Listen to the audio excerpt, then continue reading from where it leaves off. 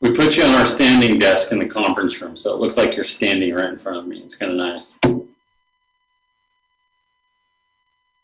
I was hoping you'd say something like that. Yeah, I wonder why the Zoom things are coming up. As we adopt to changing times where organizations and government agencies are working remotely, it is increasingly important for us to stay connected with local tech companies. I'm sorry, what's that? Truckstop.com. We can. FlexTrax, Idaho Central Credit Union. Yeah. As well as How do we love W. Kling. And Mayor Rebecca Cashmer.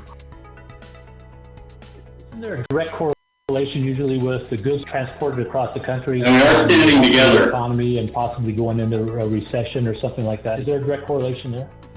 That's What's right. cool on the technology This is one of the older ones, people are actually. having to, like the webinar. I'll put this on just in talking case, about the just to give people the message bandwidth just skyrocketed. That's what Idaho's that economy we're Wild West. doing to ensure Idaho's economy weathers the storm. Idahoans also have a culture of taking care of each other. We have a culture And we do mask up. that includes doing things intelligently and the right way. And I think that's part of what's going to see us through. So I should not just limit it to the United States, to the world. That is fantastic. Yeah, I don't want you to sell us short, Jay. Come on. Yeah, that's right. Thanks. This is Jay Larson with the Idaho Technology Council, keeping you connected. Happens to the sunglasses too. In Idaho, innovation matters. Innovation matters. Innovation matters. I'm gonna Thank you all, and be safe out there. turn that down a little bit. Cool. Nice.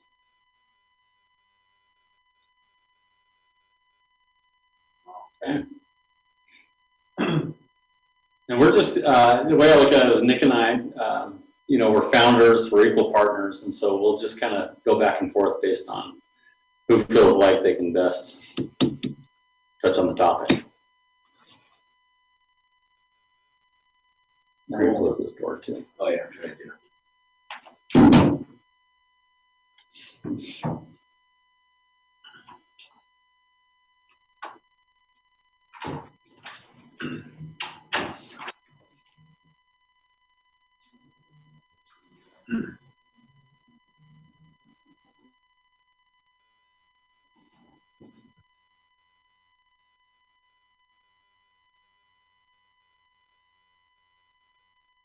Sure. But we still have another 5-10 minutes. I'm going to grab some water. Okay. All right. Okay. Well,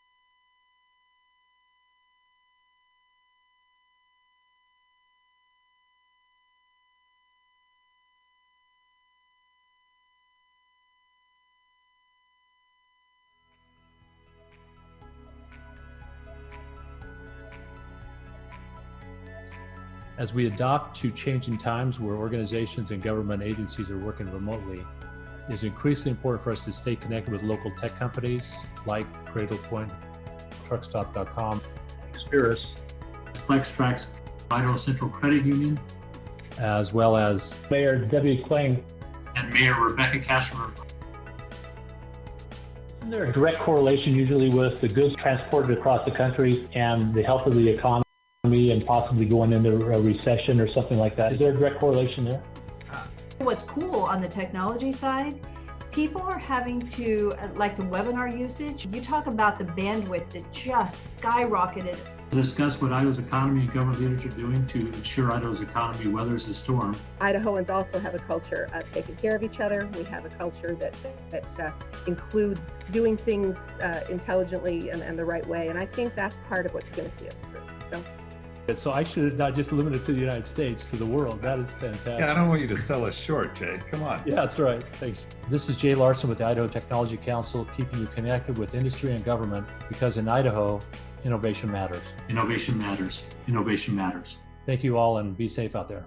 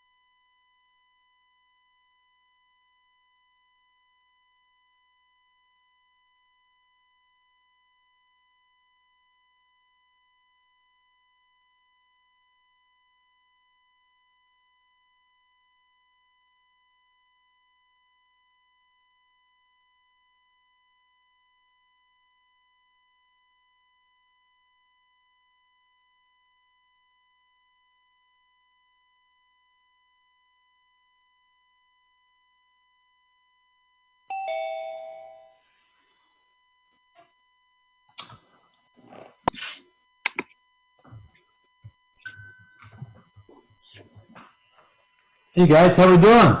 Yay, good afternoon. How are things going? Really well. Yeah, good, It's a Jay, beautiful thanks. day. We're excited to be here with you. What I'm even excited about, I thought for a second that we had a Western show on. But then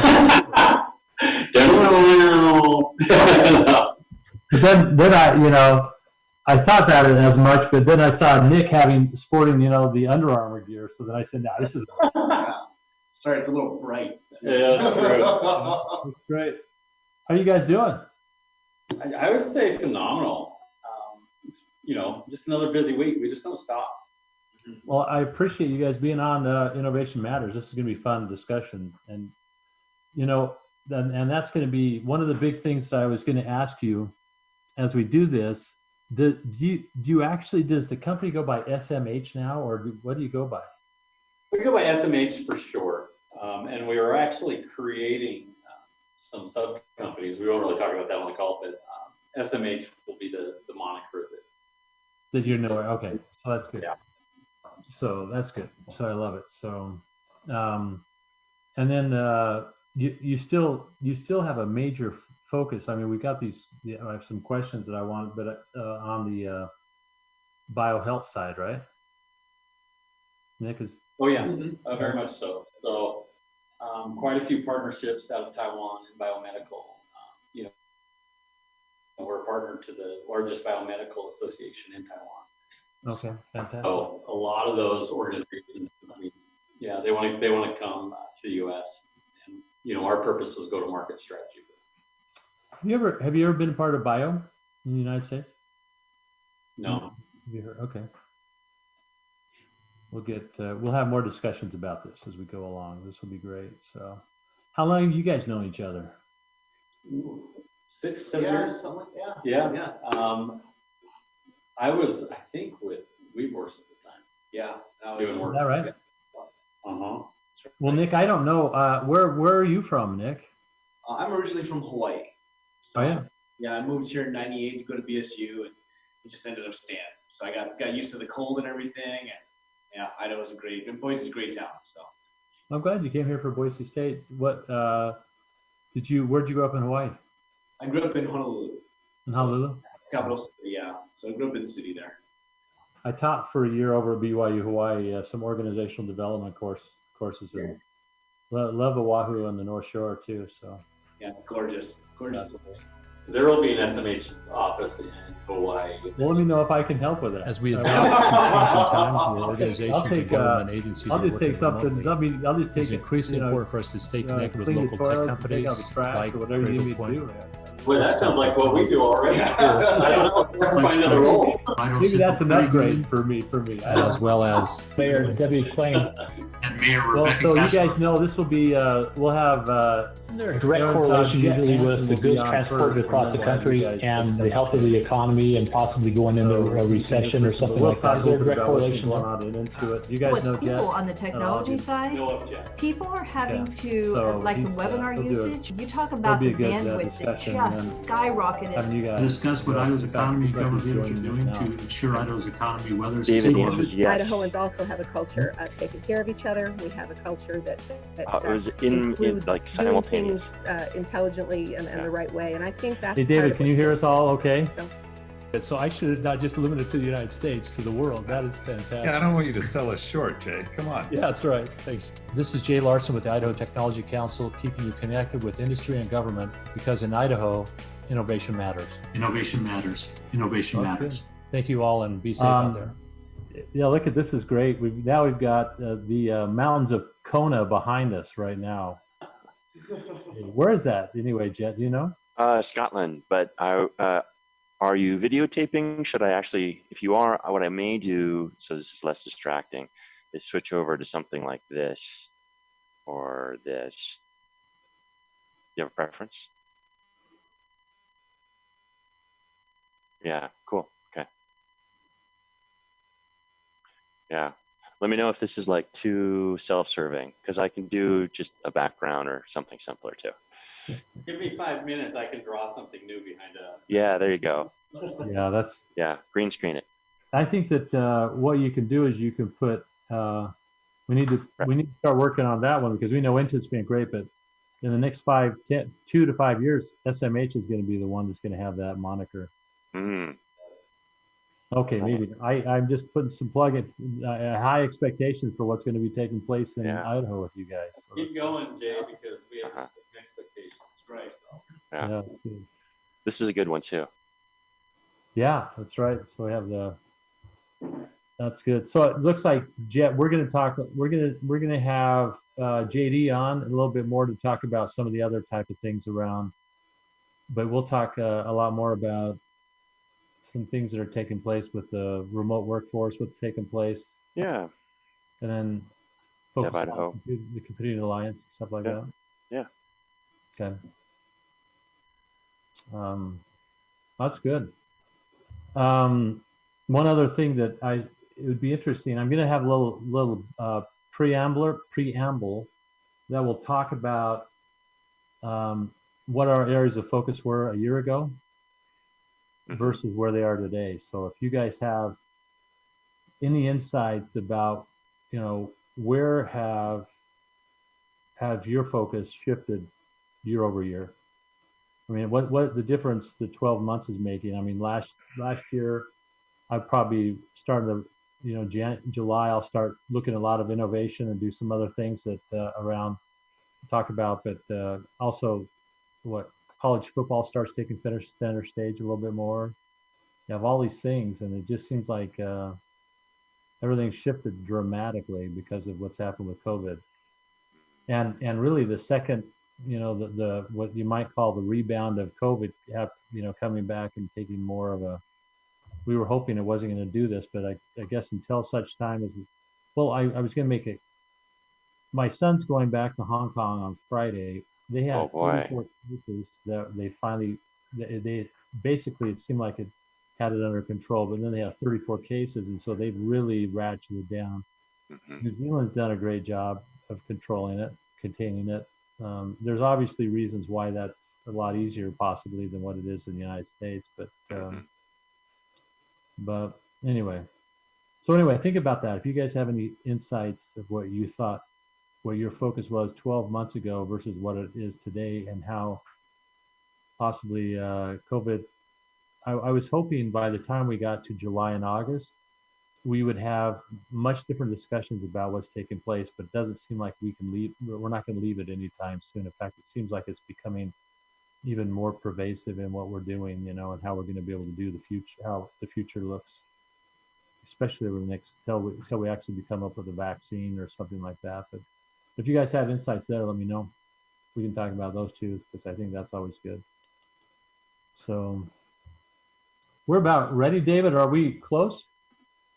Jet, you're going on first, right? Yeah. How much time do you want me to take in relation to like each question? I would probably say we'll take 30 minutes to a minute and a half, and I'll come in and try to, if I think of some other direction stuff, I'll Okay. help with that. And then you can, Sure. if you have something that you think is the most compelling thing, you Yeah. can interrupt me anytime and say, David, this is the most important thing alive.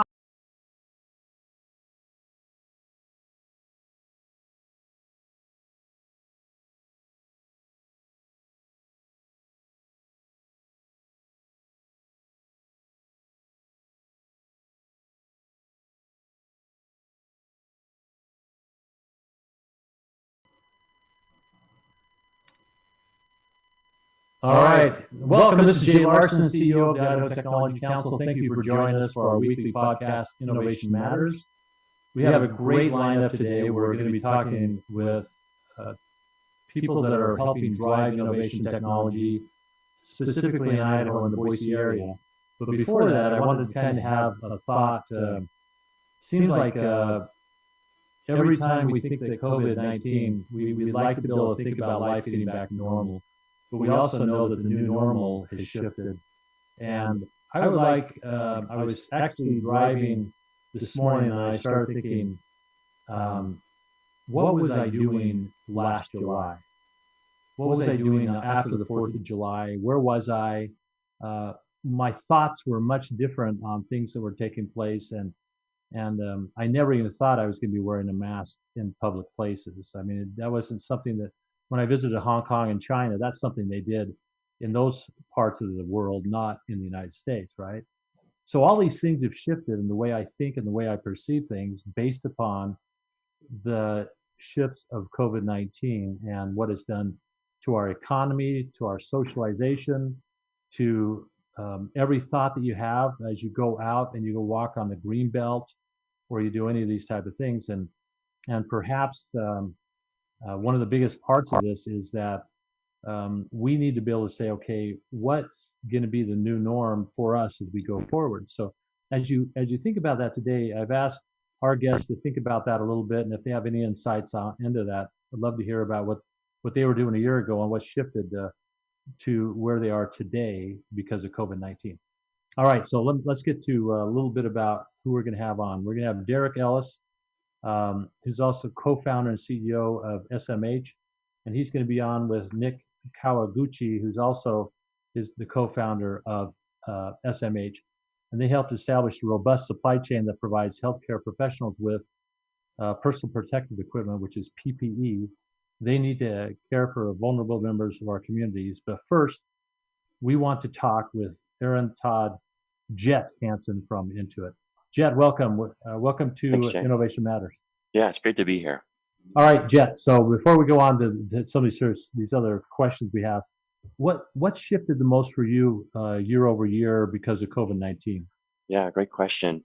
The easy thing for us to point at is just helping our people work from home, right? Everything that we do is about our customers, and that means we have to support the people that support our customers. And they're all individually working from home now, every single one of them all around the world. So helping them deal with technical issues, helping them deal with just the stress of working from home, making sure that they're taking time to go out for walks and confer with others, and then just figuring out how do you manage a workforce that's entirely remote, 10 to 15,000 people. 100 jets. So 100% of Intuit's workforce is at home right now, working, right? Yep. Yeah, we are. And so when's the last time you were in the office? The last time in the office was March. Let's see. I think that would be like March 16th. I was like one of the last people to leave the building. Yeah. You're a rebel, is what you are. I was, yeah, and I forgot all my stuff too. So it was a bit of in a bit of a hurry. But I know you're going to ask me a question about that, and I'll give some context around it too. Well, let's move on to that, because I think one of the biggest shifts, I talked about shifts that were taking place with the economy and so forth, but probably the biggest shift that's taken place is this idea of the virtual workforce that we have right now. And you got 15,000 people with Intuit, one of the most profitable companies on the face of the planet, and they're all working from home. So talk a little bit about how that transition took place. You kind of helped lead the Boise charge on that, right? I did. Actually, it was interesting how that unfolded, a little surreal. So Hillary Nicely is the local head of our customer service team.